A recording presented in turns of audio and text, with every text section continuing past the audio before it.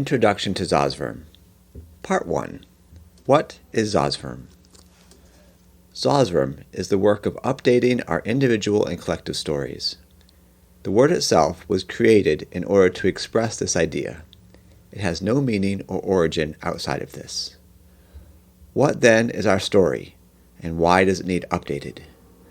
Our stories are the experiences and ideas we have accumulated that make us who we are. Whenever we talk, act, or think, we are expressing our story. That story directs our attention and filters everything we perceive. For instance, if we are running a happy, positive story, we are likely to gravitate towards experiences that reinforce our happy state. We are more likely to interpret what people say in a positive way. On the other hand, if we are depressed, the opposite occurs. We are likely to act in a way that can strengthen our dark disposition. Even when people speak to us in a positive way, we may feel annoyed and generate reasons to be mad and sad. In this simple example, it's easy to see that what's going on inside our heads affects how we see and act in the world. We also know that our disposition changes all the time. As we look deeper into what this means, there are reasons we look at the world the way we do.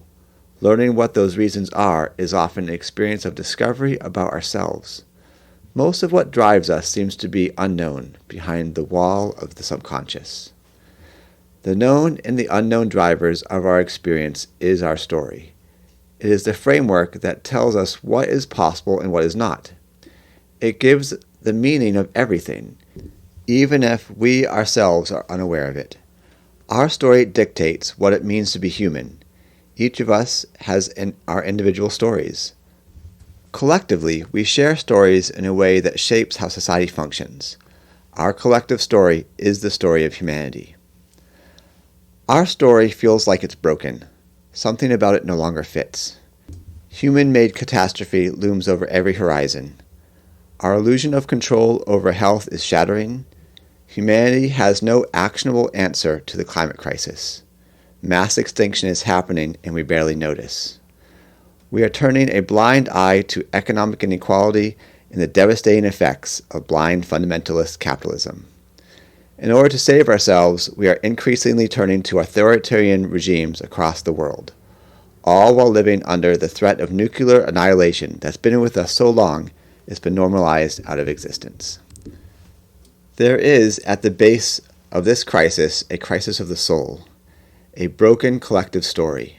For generations we have valued narcissism, entitlement, and self-absorption, possessed of a deep fear that doom is around the corner, stayed off only by working hard enough to push the day of reckoning back a little more, and finally the driving of our stories into the subconscious, as if to say, if we close our eyes tight enough, everything will work out, not realizing that we ourselves are the only solution to the crisis we experience. The only way through all of this is to look with new eyes deep within ourselves, to examine what it is to be human, then strive to realize our potential individually and collectively. To begin this journey, we need to understand that our story matters. If there is a problem, the solution lies within our story. The story can and does change. The way to a better world is through changing the story we live in. So let us start telling ourselves better stories. Zosvarm is one attempt among many to reshape the world by giving birth to a new story. Part 2. The Four Tenets. Our story begins with the four tenets, four general agreements that form the basis of our shared experience. They are: one religion of birth, one truth of reality, one teacher of self, and one people of earth. The one religion of birth and the one truth of reality are closely related. The one religion of birth means, first of all, that we are all born human. As such, all our experiences are bound by a common biology. If we then stretch this simple idea out across people and time, it means that all religious expression, all philosophy, all cultures and language are manifestations of the underlying reality perceived by the human body. The one truth of reality points to the fact that the functioning of the physical world we live in has not changed. No matter how different our experiences are and their meaning to us, the underlying physical characteristics that brought them about is the one truth of reality. For instance, people have looked at the stars and experienced the sunshine on them for as long as Homo sapiens have existed. Yet the meaning we have attached to it changes dramatically. For one, it's just lights in the sky. For some, it's a connection to the divine reality beyond our comprehension. For yet another, it's a ball of burning matter that needs investigated until it gives up all of its mystery. What's really being said is if you step on a sharp stick, it hurts, no matter what time and place you live in. None of us can escape these limitations. So as we come across people in their writings and the art they have produced, we can assume the things we see are there for a reason. And that reason has a connection to their experience with the same kind of physical existence we have. If religion is that which we are committed to or devoted to, then there is, in the last analysis, only one religion. The one religion of birth to which we all belong is our collective humanity. In the world we all have to navigate consists of one truth of reality. Put another way, people's biology has not changed for a very long time, and the physics of the universe seem pretty stable. This is the starting point for mutual understanding. The third tenet is one teacher of self. One teacher of self means that our experience is ours alone. Another person, no matter how close to us, can never have the exact perceived experience as our own. By nature, we have total personal responsibility for ourselves. What's specifically meant here is that when we are taught, no one can do the learning for us. Everything we experience must first go through the filter of our own personal body and mind. Teachers may make information available to us, but we must apply the attention to the objective of learning what they have to share. We are then the one teaching ourselves by the direction of our attention. Further, to understand our place in the world, it is helpful to have wise sages, teachers, to guide us on our journey. The wise primarily teach two things. First, a higher power than humanity exists and operates in the world. And second, as we love all others as ourselves, we ourselves understand the proper way to act. We are all connected. Every being to exist is connected to every other being. All sage teachers express these two truths. In our search for guidance, we should only follow teachers who practice the principles of humility to higher power and consider others as we do for ourselves. Lastly, one people of earth. As humanity, we all live on one earth. The earth is not ours. It is not something we can own or possess. We are only the temporary stewards and its current residents. As its residents, we have to manage our relationships with ourselves. As humanity grew into its current form, we created a world with hard borders, divisions, and reasons for conflict. All of this first started in our imagination. And it's to our imagination we must look if we are to create a better world. As it is said in the faith of the Baha'i, the earth is one country, and mankind its citizens. This is the true reality of the world and its people. These four tenets, one religion of birth, one truth of reality, one teacher of self, and one people of earth, form a basis from which to explore our world and delve deeper into the mysteries of our being. Part 3. Gaps and Gems. When we look closely at our story, they have two parts. One is narrative, or a typical story that has characters and actions. It is focused on the interconnection of parts. When that is the case, we call it story. The story also depends on shared knowledge of descriptions of how things function. We call these our inner maps. Maps do not necessarily show interconnection, but are focused on descriptions and a more technical understanding. Those descriptions may or may not obviously relate to other things. The story of Zosrim has both stories and maps. Gaps and Gems is an inner map where we describe how we interact with information.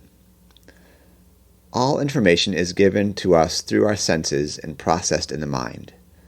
How we receive and process our diet of information has a significant effect on us. We get a handle on what we are talking about if we consider how much stuff is in the universe. Can any one person keep track of it all? Can we know everything about everything? Now, this seems ridiculous, and of course it is. It's very clear that we cannot know everything no matter how smart we are. But where exactly is that limitation? And what is its impact on us?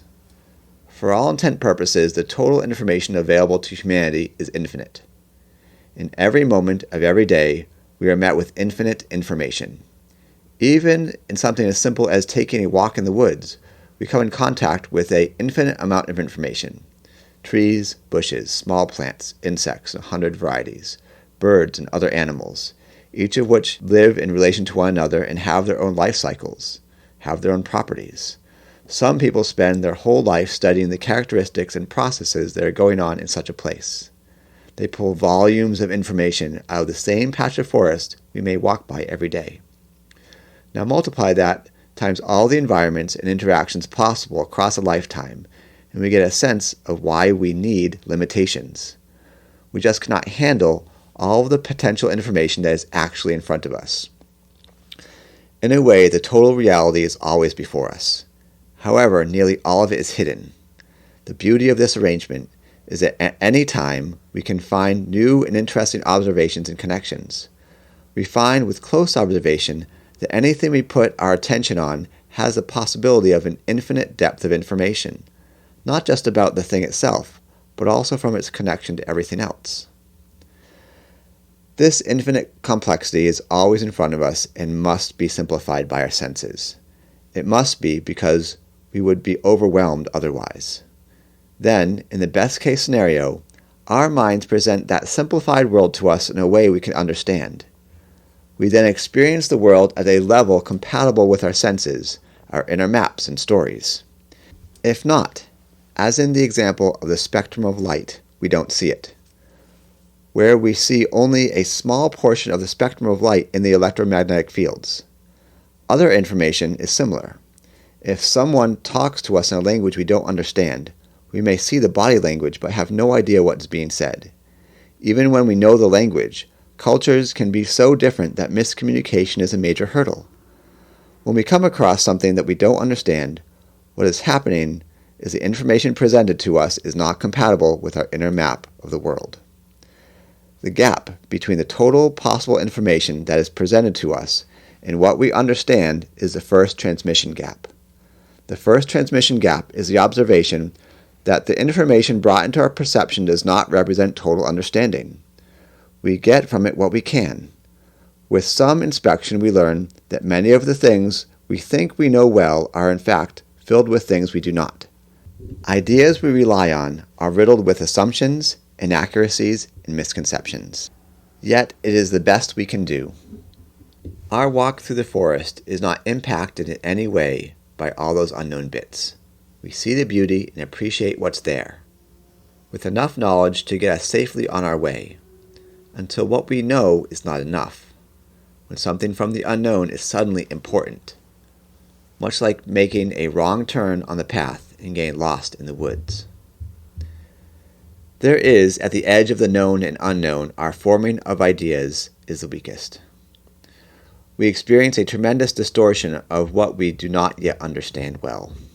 The mind grasps with imagination, attempting to translate the experience into something useful.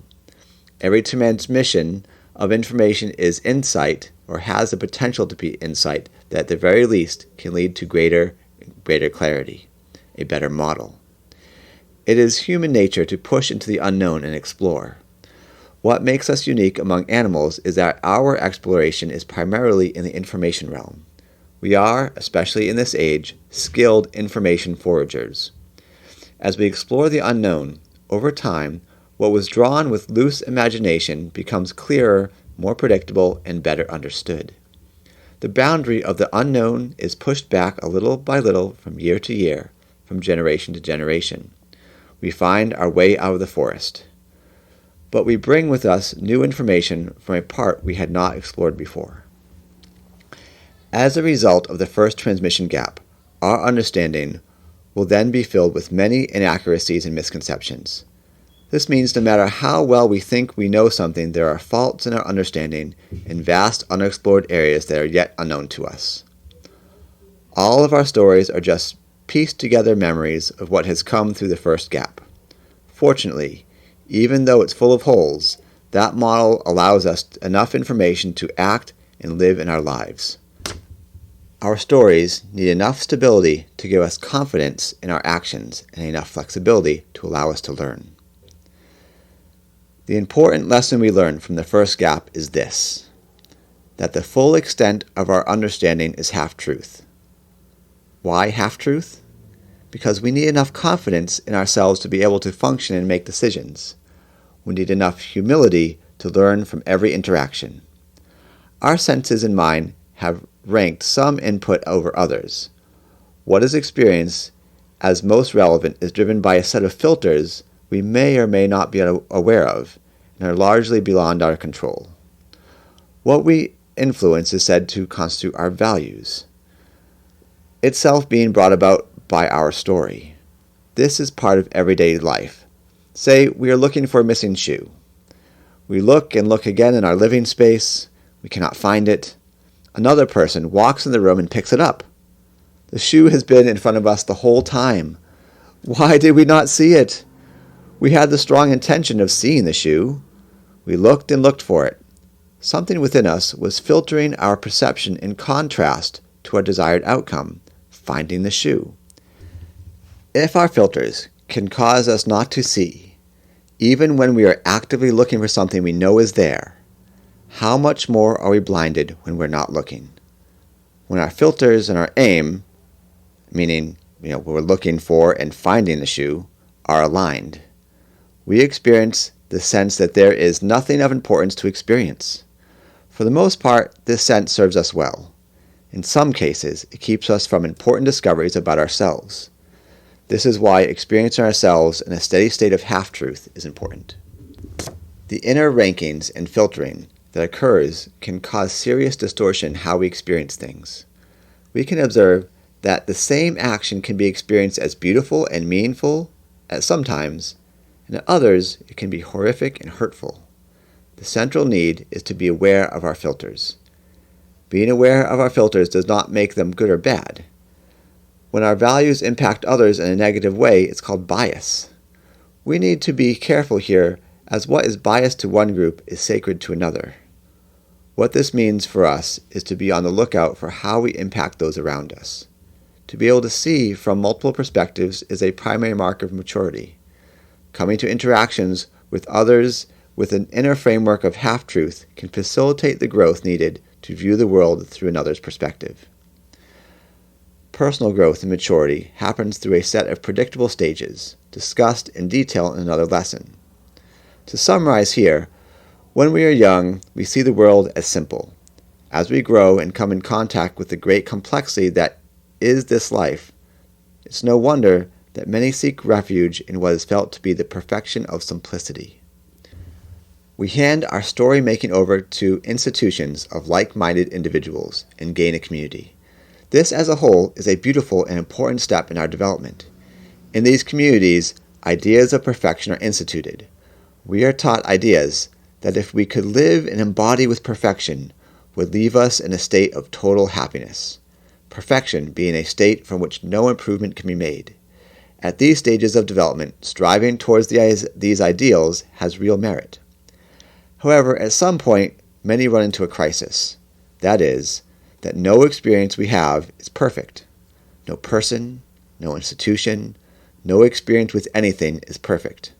Nothing occurring in the natural world exists as a state of absolute perfection. This discovery can come with a lot of pain and disillusionment.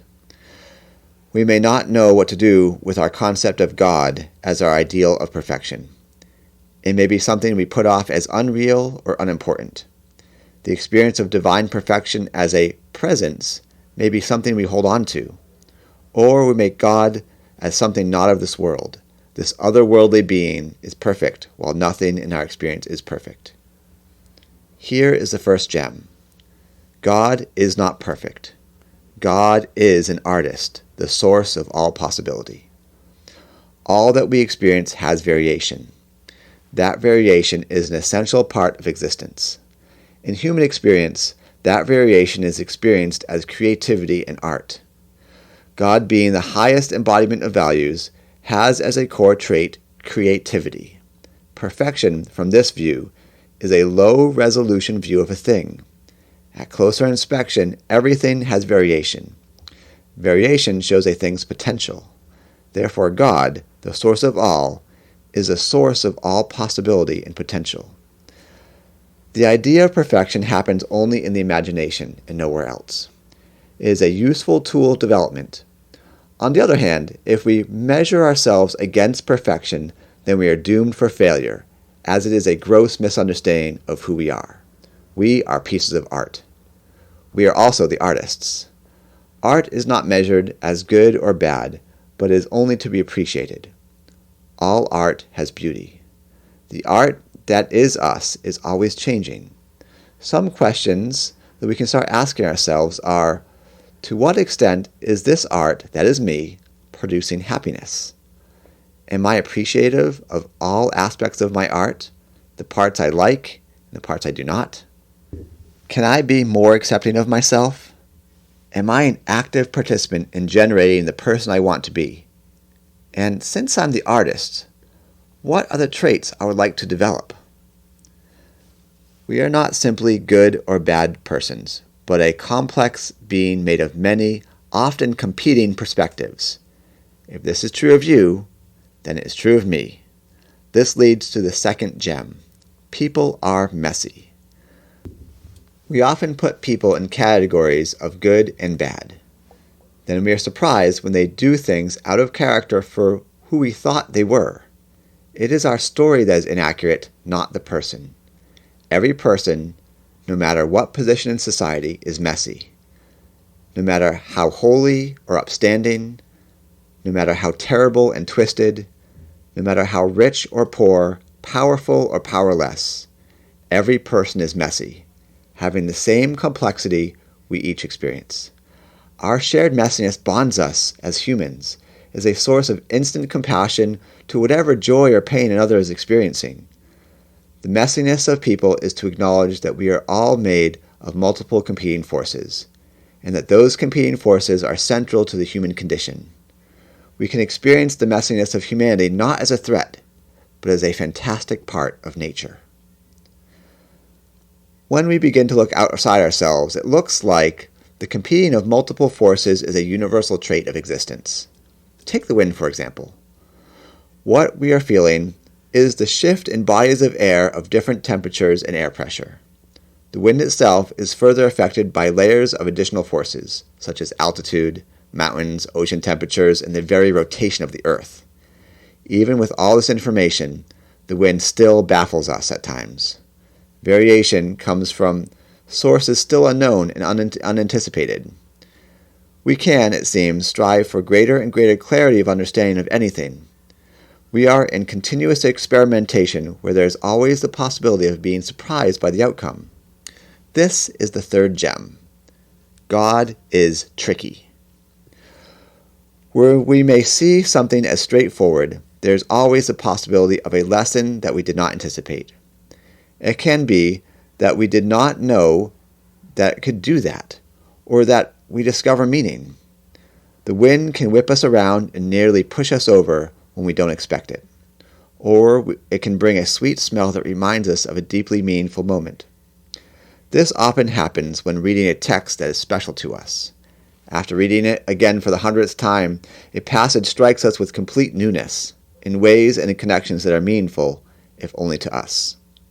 Life is going to have lots of chaos and surprises. It is the nature of nature. To view the unexpected as playful trickiness is to frame our experience as something to learn from. Even if the thing that happens to us is horrible, painful, and repulsive at the time, there is always a possibility that at some point, when we are ready, where every experience is a valued piece of the art that is us, we may be surprised by our own beauty. Our beauty stems from a tricky source. As we contemplate our lives, we can observe that every interaction, every thought we've had changes us, even if it's very slightly. Most things we do are a continuation of some pattern we have. What we do in the morning, what things we like to eat, the people we talk to and have connections to, the regular routine of life. But sometimes an interaction will have lasting impact on us. It can change our point of view. The most lasting of those comes with not just changing our point of view, but the new ability to clearly see from multiple perspectives. For instance, we may know and interact with a person who seems to have given themselves over to an addiction. It can be very painful to watch.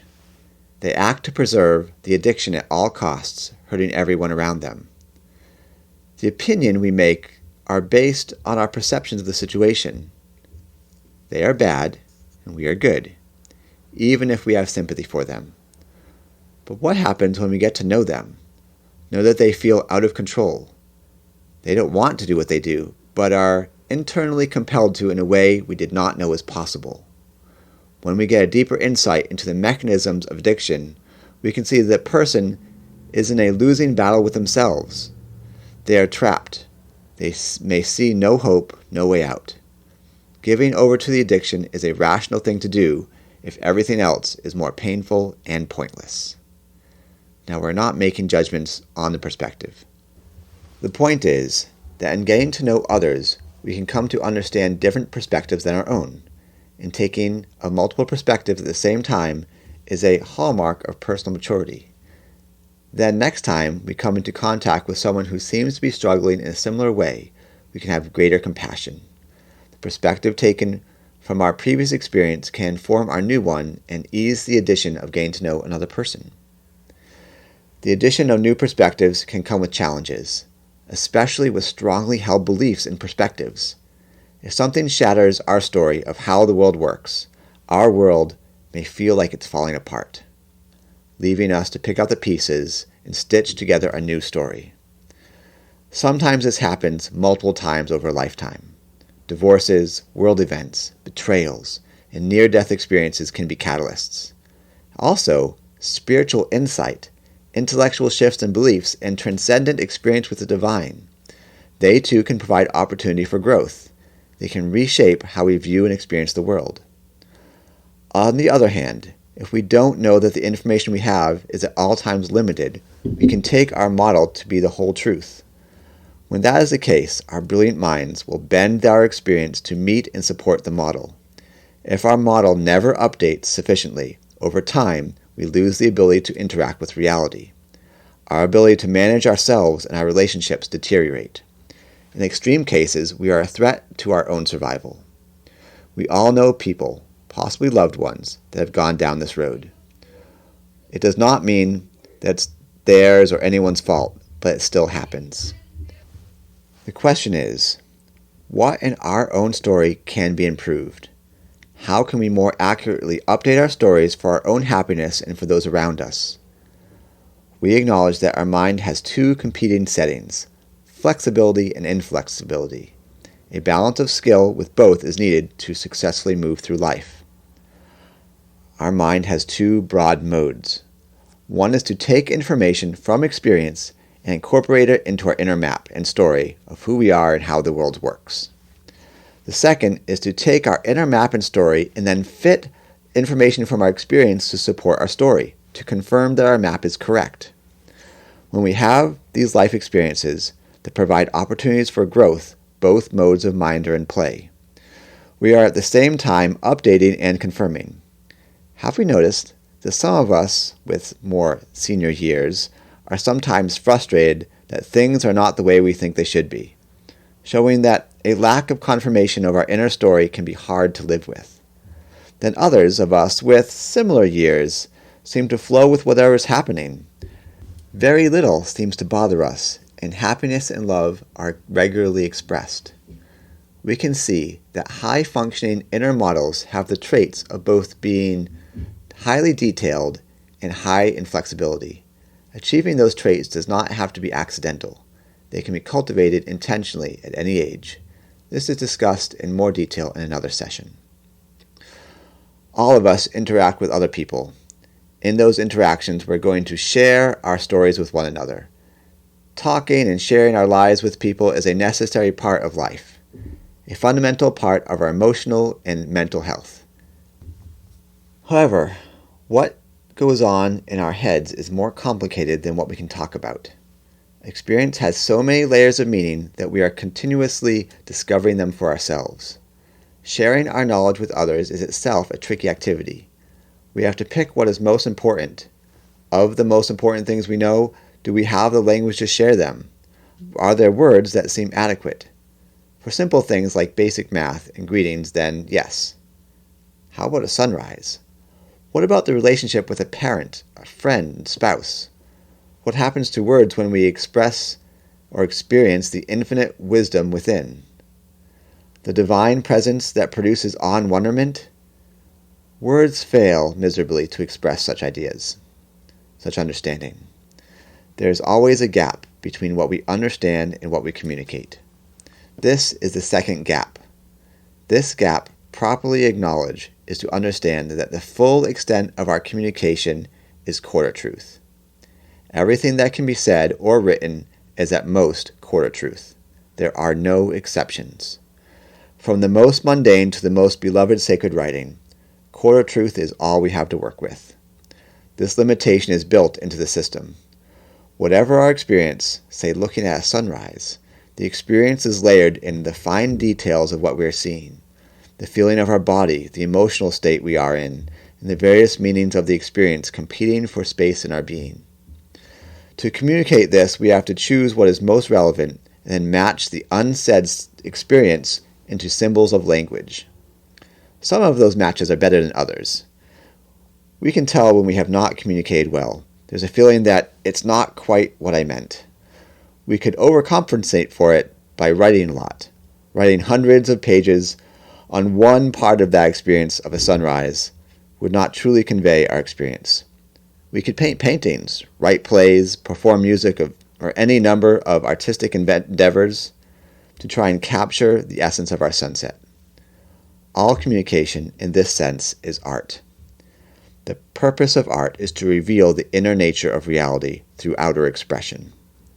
Art is the expression of reality transmitted through the person. Such expression is fundamental to the self-aware. With whatever is being communicated, we then have to receive it. This is why listening is such an important skill. The receiving end of communication is a game of educated guessing. We are always filling in the parts that are not communicated. When someone says sunrise, we fill in the parts that are not spoken with our own experience. We do this without even noticing. For a person who enjoys waking up early, sunrises can be invigorating. For those of us who love night, sunrises can be exhausting. When we read sunrise, we have the felt influence of our own experience. We hear and experience our life, not necessarily as it is, but as we are, from our own background. That background may or may not match in any way what the speaker is trying to communicate. In the quarter truth that is communication, a posture of humility is required. Our assumptions are going to be wrong much of the time. We can cultivate skills of inquiry and be watchful for miscommunication and misunderstanding. Even with the half-truth of understanding and the quarter truth of communication, it is this ability to share information among people that has been a driving force shaping humanity. It is a founding characteristic of intelligent life. By these limitations, we are forced to choose to express the most relevant part of our experience in the most effective ways we know how. Across time and place, the information shared is tested against our collective experience. Take math, for example. Various societies have come up with different ways of measuring and accounting for their things. Humanity did not start out with mathematics as we have it today. Counting and the ways of calculating are discovered. Over millennia, the base 10 counting system we now use came into general use because it worked the best for the most people across time and place. Those things that stay relevant across time and place are experienced as true. The project of humanity across all the ages is to find truth and hold on to it. What then is truth? Part 4. Truth. On the surface, truth is a piece of our inner map that we may feel we can rely on. At a fundamental level, truth is information that has the feeling of being true. Truth is a human experience. The experience of truth has two dimensions. First, information is felt to be true when there is a sufficient match between our experience and our understanding. The sun rises from the east, and fire is hot and can burn you. These are things that are told and we can check for ourselves. The results are always the same, so it is felt to be reliable and true information. Second, information is felt to be true when it is in agreement with other people. For instance, we are taught that a certain level of personal cleanliness is needed, otherwise we are likely to get sick. What is expected is set by the people around us. This agreement helps us function alongside other people. We act out the truthfulness of this understanding by following what is expected. In our interaction with people, we are given reasons, often in the form of a story, as to why things are the way they are. When the story is agreed upon and matches our experiences enough, we can take the story to be true. The generally agreed upon stories constitute our cultures and define our societies. Think for a moment about our own stories. It may involve our family history, the story of our country, stories of our religious teachings, things we learned in school, and finally our own life, tying it all together. From this, we see that truth as a human experience is an agreement between our experience and the people around us. How it is expressed is relative to the time and place we live in. Taking truth as a human experience based on feelings is only the beginning, though. Truth is often experienced as a piece of information that is perfectly accurate in representing reality. It has the same basic idea as perfection. A piece of information can be taken as perfect, an absolute truth. An absolute truth is a truth that is accurate in any condition.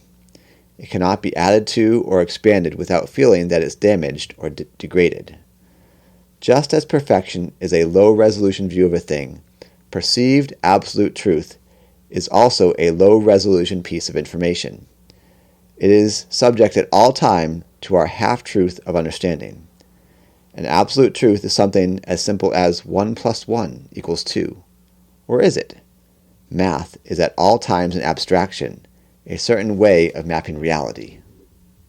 Proof that 1 + 1 = 2 is entirely dependent on certain conditions. Counting apples at the store is one thing. Adding a dry log to a burning log is another. What you get is not two logs, but ash. 1 + 1 is true, in cases where conditions are right. A piece of information can hold true as long as conditions sustain it. As conditions vary and change occurs, we experience the impermanence that is present in everything. By accepting the half-truth of understanding, we can gain the capability to both depend on information and allow for its change. Truth is information we can agree on, but may be subject to change. Truth is not absolute. Neither is it relative to us. Truth is something much more profound. Things spoken in truth have power that extend beyond the opinion and intention of the speaker. The power of truth is found in the speaker's approximation of patterns of reality. Words of truth have power when they allow us to successfully navigate our lives. Some words of truth are more powerful than others. A story that is more true sustains its accuracy across more conditions. Stories of religious origin have sustained people for thousands of years. Something in those stories reflected the patterns of reality in a meaningful way. Although many other stories have been told, few, if any, have been so successful. These things that are deeply true starts with what we know and extends our understanding into things we do not yet know. It allows us to successfully travel into the unknown.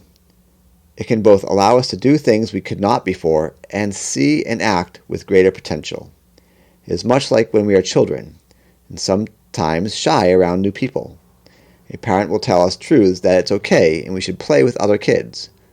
This allows us to take steps to get to know others, to move into the unknown. In like manner, a scientific model was developed around the ideas of atoms. The model was confirmed with many experiments giving confidence to its validity. The model predicted elements that were not yet observed. Scientists then created conditions that would, according to the model, produce additional elements. When the conditions were met, the predicted elements were in fact observed. The model allowed exploration that would not have been possible without it. Truth exists independent of us. Something is true when it tells about something that is real. What is real will keep its properties no matter what we think. This makes it different than from what is imaginary. Although upon close inspection, the border between the real and the unreal gets murky, but for our purposes, we will consider them as separate things. Rocks will be hard and water will flow regardless of what we say about it.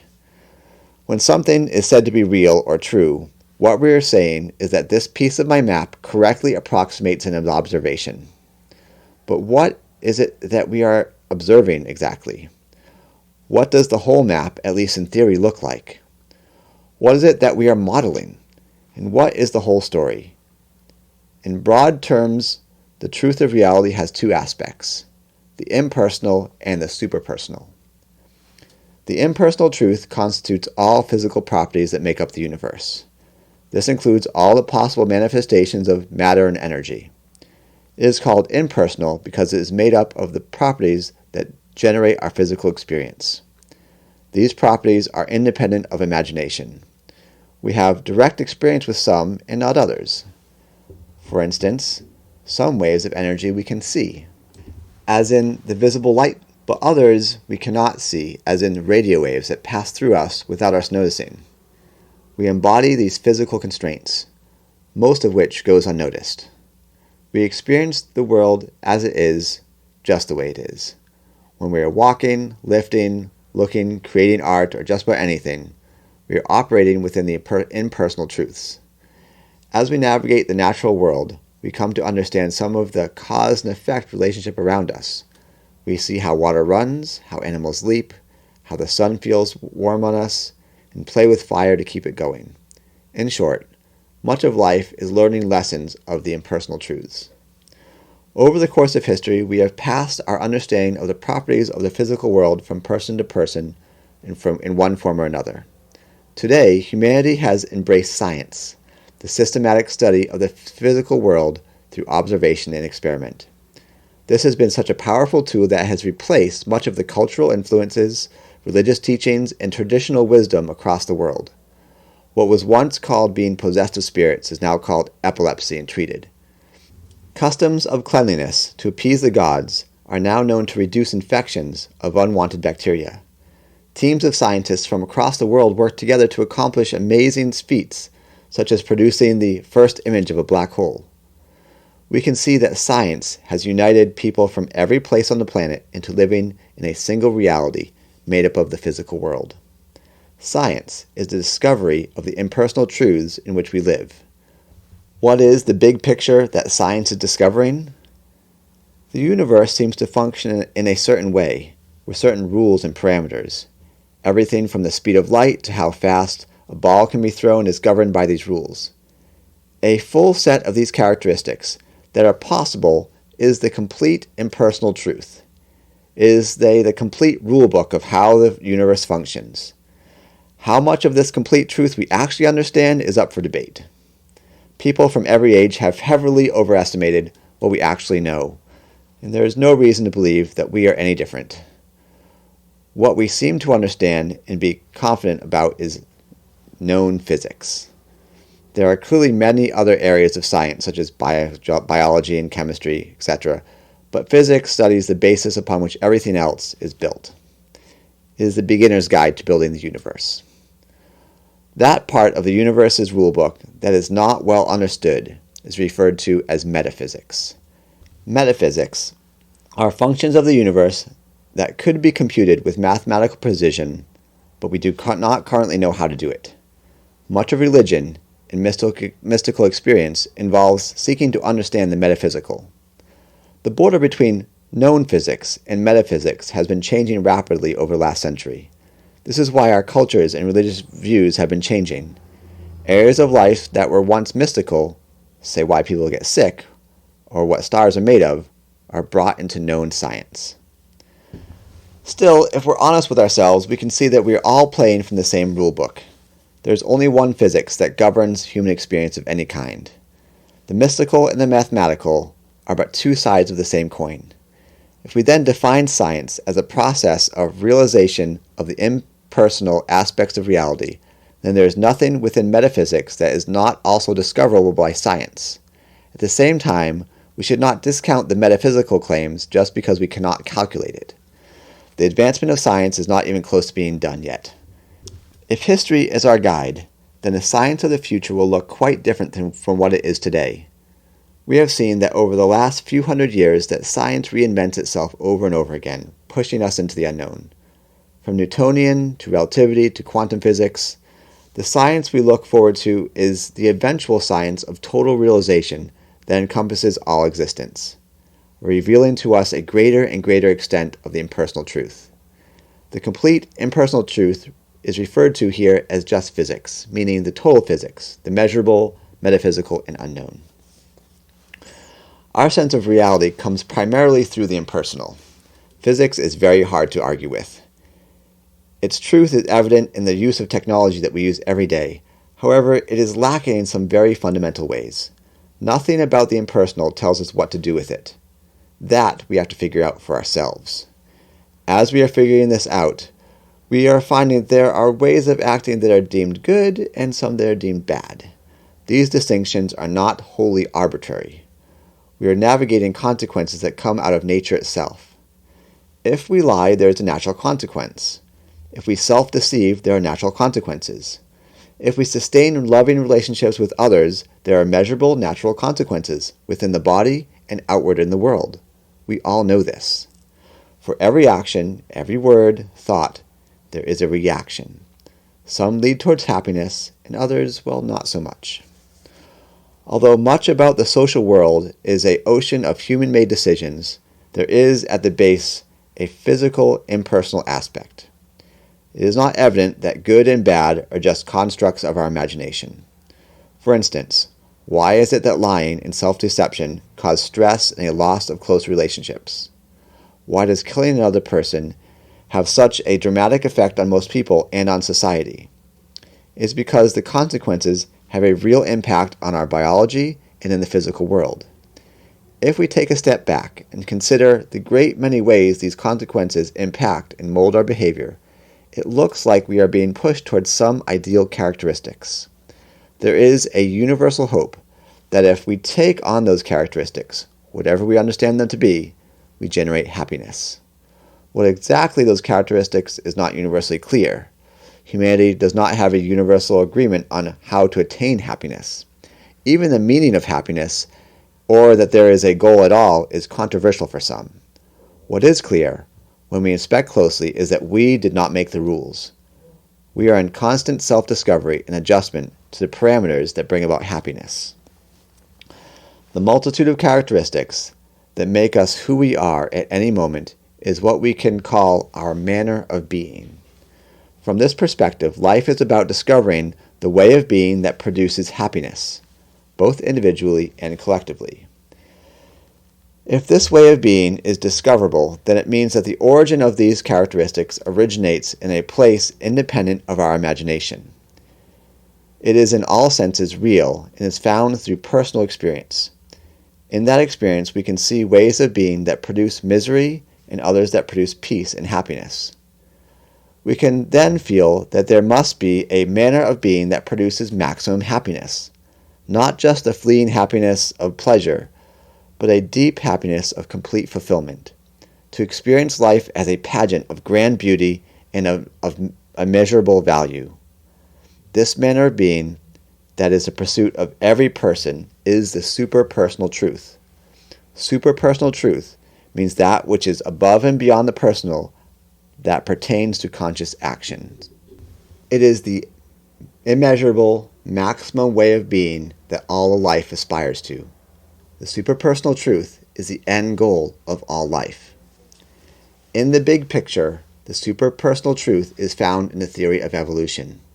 The process of evolution seems to indicate that nature is pursuing a manner of being that can survive across all circumstances. life on Earth has experienced at least 5 mass extinction events, each time leaving animal and plant life that had characteristics that allowed them to survive. In order to do this, the surviving life has to be able to regulate itself and the environment in more and more dramatic ways. If we continue to compound these characteristics, we get the ability to survive over more and more extinction events. At the full extent of this process, the superpersonal truth is a way of being that can survive anything, a functional immortality. We can feel this drive in the fear of death, driving us to find a manner of being that surpasses our relatively short lifespans. This is only part of the story. The superpersonal truth is something that affects everyday life. It governs how we should act in relation to others, ourselves, and the environment. To observe this, we can see that we are forced to decide how to act. For the most part, we can only do one thing at a time. We have to choose what to say, what to do, and how to manage our minds. That choice forces us to value one thing over another. We may say that much of our decision-making is unconscious or socially driven, and so it is. Still, the process of making conscious the unconscious is part of the process. Discovering the social conditioning and making adjustments is itself a pursuit of the superpersonal truth. It does not change the fact that we exist in a forced valuing ranking system. We have to choose one thing over another, and that choice exposes our values. Values being the internal map that says this thing or behavior is better than another. If we are ranking one thing over another, then there is that which is of highest value. This is usually an unrealized ideal we aspire to. We all have this inner highest value. Whether or not we have done the work to understand our highest values, they live within us at all times. We do not necessarily act in accordance to our highest values, but often in relationship to it. We may feel that we should be kind to loved one, but argue with them anyways. Our inner conflict in this relation is the values we hold up as ideals. This relationship is shown by what we think, what we do, and what we say. The ideal highest value is our estimation of the superpersonal truth. The superpersonal truth is lived out in such a way that if we do not adhere to it enough, then we suffer and cause others to suffer. This suffering is passed from generation to generation, impacting the functioning of our bodies and minds. If our collective manner of being is not close enough to this truth, then we do not survive as a species. If we do not kill ourselves first, then our environmental impact will. This is the meaning of survival of the fittest. We must fit ourselves to the superpersonal truth. Truth is not relative to our beliefs, but measured against an as of yet unrealized objective reality. In this way, truth is a force of nature, pushing our evolutionary development. This discussion of the superpersonal truth has been to show its existence. Specific discussion of what it looks like at a universal scale and what exactly are the human characteristics we're talking about are covered in other sessions. Part 5. Summary and Conclusion. To conclude, let us revisit the 4 tenets, our general agreements. The one truth of reality is the impersonal truth, starting with the complete physics that includes all levels of complexity, from quirks to the human body to the solar systems. It all comes down to rules of physics. The one truth of reality, at least that part we perceive as physical reality, is the dominant characteristic of our inner maps we use to operate in the physical world. Without it, we would not be able to function. We need confidence in consistent causes and effect relationships to do anything. The sun rises every morning and warms the earth. How grateful we are for our relationship to the cause and effect of the sun that gives us life. The one religion of birth is the presence of the superpersonal truth, the way of being that unleashes our potential. Religion means the pursuit or interest of what is considered to be of supreme importance, is as old as humanity itself. It is a built-in characteristic of intelligent survival. The central theme being that if we could understand the source of all, then we could successfully navigate our lives. It is not irrational or made up. Religion originates in people's attempting to express important truths to other people to help us survive and have happiness. The form of that communication most often took the form of stories that were passed and transformed from generation to generation. We are all here because our ancestors had successful stories.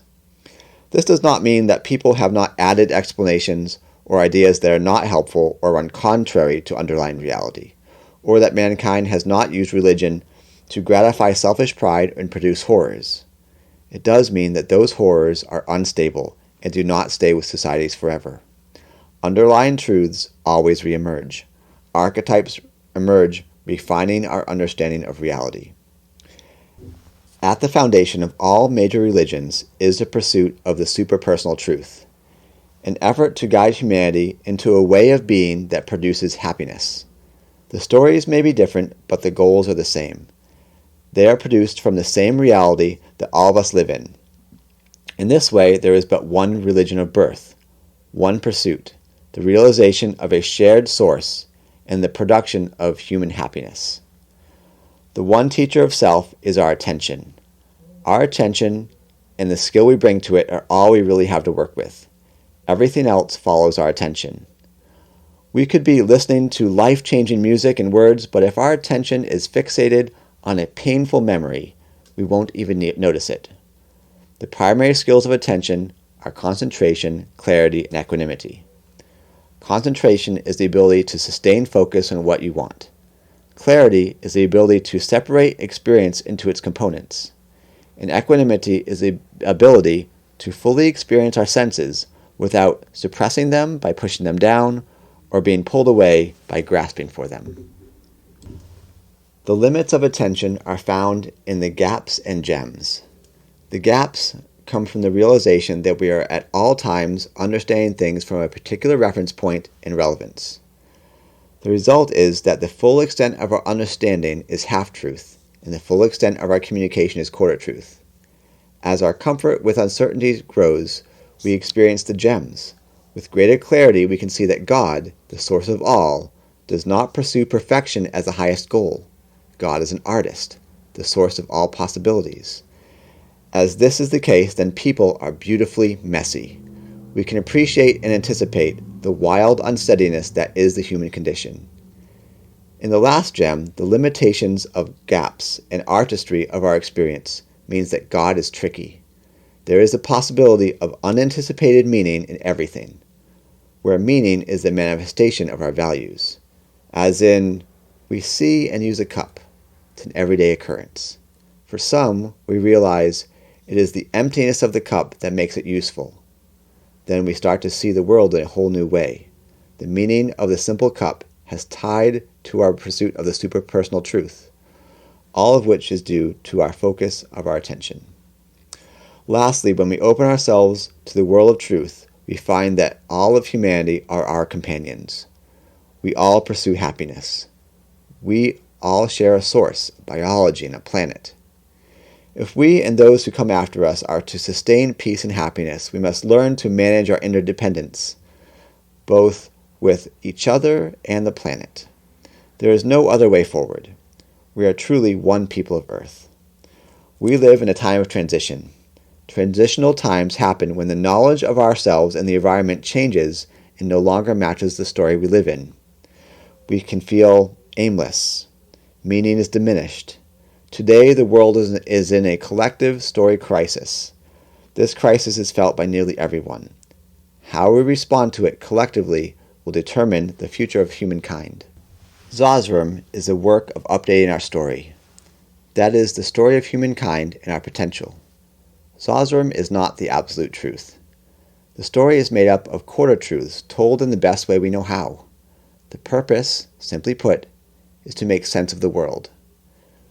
We will share a story of how the universe came to be and its properties, the origin of sentient, self-aware people that led to where we are today, what it means to be human and the process of our development. We will look back at how our traditions began and find the deep wisdom of the past. Lastly, we will begin to look forward to what world we would like to build. As a whole, Zazram is here to help us understand one another and lead happy, fulfilling lives, to help facilitate the end of the meaning crisis. The work of Zosrim, that of story building, did not start today. It began before the dawn of time and will continue on forever so long as self-aware beings continue. The story is not being done told, nor will the work ever end. So long as information can be acquired, change is occurring. So long as we are aware of one another, love will continue to be the driving force of nature.